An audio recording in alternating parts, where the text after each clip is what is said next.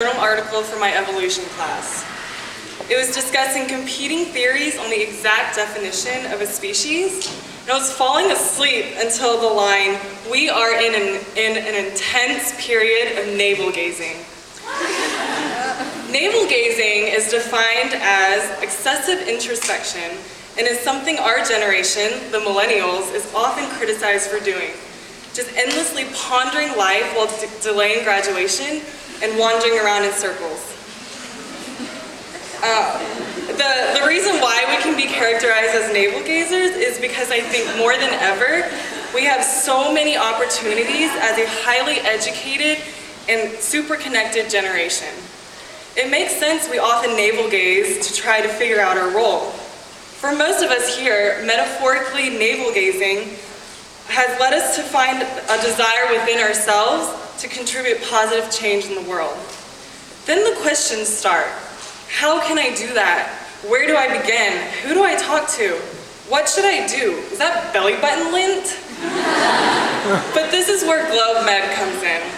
When we start to gaze outward instead of inward, we can see that we are all thinking the same thing and asking the same questions.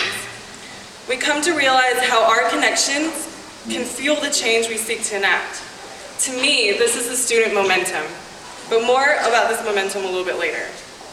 So my evolutionary biology class also got me thinking about my evolution as a person during college. As a freshman in a sea of 50,000 students at UT, I tried to find my niche but did not feel any meaning or significance. Fortunately, one day at the beginning of sophomore year, I was on Facebook and I saw a post about joining some organization called GlobeMed. It intrigued me, so I went to an information session held by Olivia Koshy. I applied, got accepted, joined, learned, talked, discussed, questioned, traveled, cried, hugged, laughed, and grew a lot. That cascade of events sparked GlobeMed to become integral in my life. Getting the privilege to go on our chapter's first ever Grow trip to Guajira, El Salvador with Ruby and Ryan is something I will never forget. The Grow trip was an intensely visceral experience in its entirety. It was the first time I traveled out of the country without my family, and we didn't even know who was going to pick us up at the airport in San Salvador. The nervousness did not hit me until I found myself throwing up in the Miami airport just before a connection flight took off to El Salvador.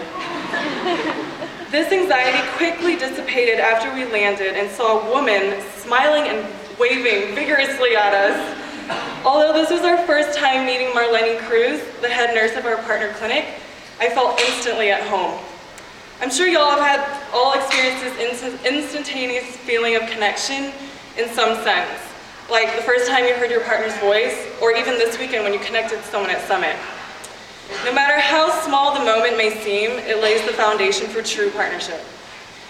It really hit me just how deep of a connection we had on our last night before leaving El Salvador. We went over to Martha's house to say our thank you and our goodbyes. Martha was the woman who ran the comedor, where we ate our meals every single day during our stay in Guajira. She's an extremely kind, but very, very quiet woman who hardly spoke to us more than necessary. That night, however, Martha, realizing that we were leaving in the morning, sat us down outside on her porch, took out a box of old photos, and started telling stories. She left few stones unturned, talking about the bloody Civil War, her broken family, her plans years before to legally move to the United States, but her decision to stay in Guajira for her daughter Lupe. It was a big wake-up call for me because I knew Martha trusted us with this moment of vulnerability. This moment with Martha is just one example illustrating a genuine human connection.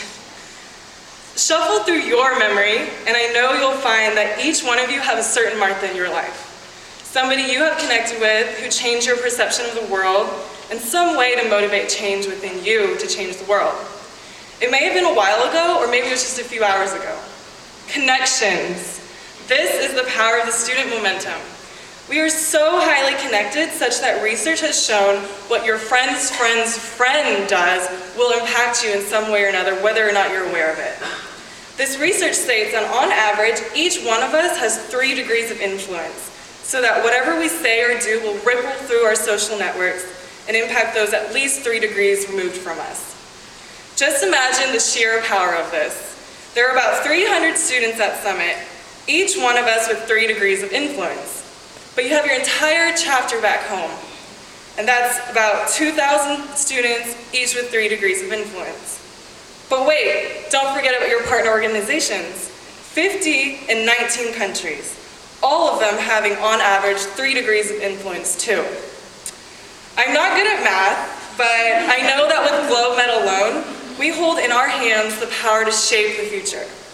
Actually, we don't need math to make this conclusion because it's already happening. Every day on campus, on Facebook, Twitter, through emails, blogs in El Salvador, Peru, Uganda, Rwanda, and sooner than you think, every nook and cranny of the world. GlobeMed at UT Austin experienced our degrees of influence with our personal network campaign. Simply through letter writing, email, and conversations during this past holiday season, we raised nearly $10,000 for our partner clinic. This type of connection even happened to me at a bar during spring break with a friend's friend. Within 5 minutes, a full-blown conversation about global health was taking place over beers and the beats of Kesha with someone I just met that day. These bonds can happen anywhere if we are open to it, and we can learn so much from the people we encounter, because each of us has something unique to offer. Without the tangibility of the genuine connections we make here at Summit, on campus, or with just anyone we talk to, global health equity will just remain a theoretical goal. When we find commonalities and embrace different perspectives, we build connections that serve as the momentum to make this theoretical goal into a reality. Right now, we are all college students in GlobeMed. All weekend, we felt these connections forming and the power of the student momentum. But what happens when we are not college students anymore? What happens when we no longer have a structured meeting every week, when we get to hang out and have super deep conversations with our super passionate friends? Would we be different people with different goals because we're not in GlobeMed anymore? No, I think this would be impossible. And a few lines from a poem by Daryl Hine can illustrate what I mean by this. Time's one-way traffic won't reverse summer's sentimental course or force the headlong universe perversely backwards to its source. Reverting to the title page cannot erase a book once read. The point of a momentum is starting something for continuity. What we've learned, experienced, and shared in GlobeMed is just the beginning. If you take this beginning and let it morph into momentum for life, the fire initially ignited by that first GlobeMed aha moment will never die. This little aha moment will grow with our idealism and connections, yielding creativity and innovation needed in this movement to achieve global health equity. Never have I had an opportunity more appropriate than now to repeat the motto that we have at UT Austin. What starts here changes the world. Thank you.